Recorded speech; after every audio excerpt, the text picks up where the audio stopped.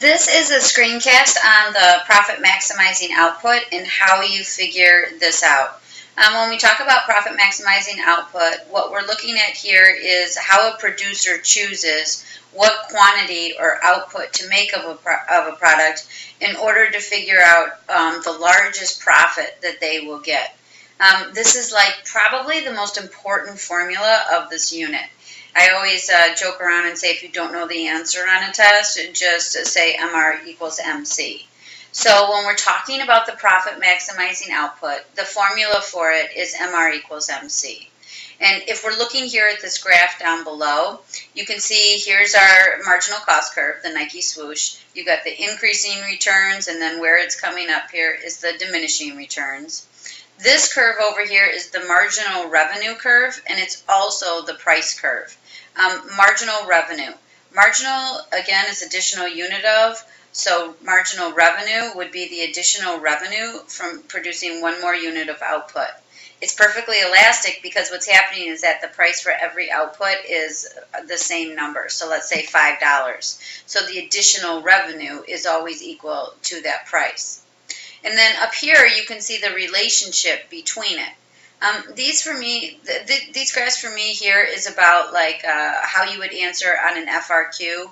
Why would a firm produce at the profit maximizing output?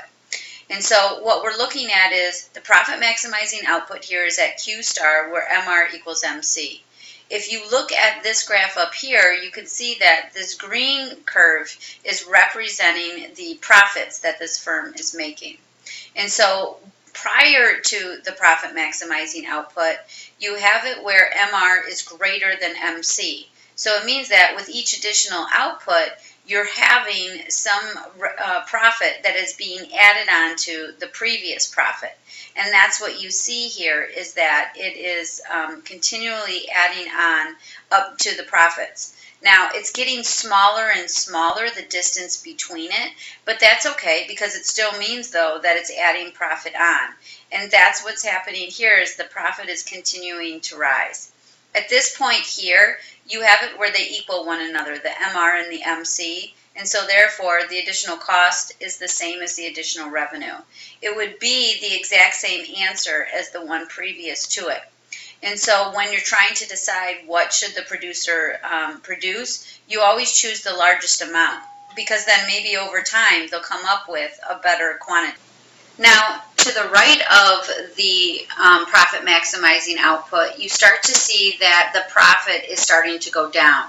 And that's because with each additional unit, the additional cost is greater than the additional revenue. And so then it starts to eat away at their profit. And so if you are operating for a firm before the profit maximizing output, then what the producer should do is increase their output. And they should increase it up to the point where they're at Q star, where MR equals MC. If the firm is producing at an output larger than Q star, then they should decrease the output so that they can get back to this Q star point. Where students will answer this question wrong is that they will say something about changing the price, that's what the producer should do in response to not being at MR equals MC. But as we will learn when we get into perfect competition, you can't change the price. You can only change the quantity. And so that's why you've got to focus on changing quantity in order to get to MR equals MC. This would be one of those formulas that I would write with lipstick on my mirror where I'm brushing my teeth, so that way I can memorize this one.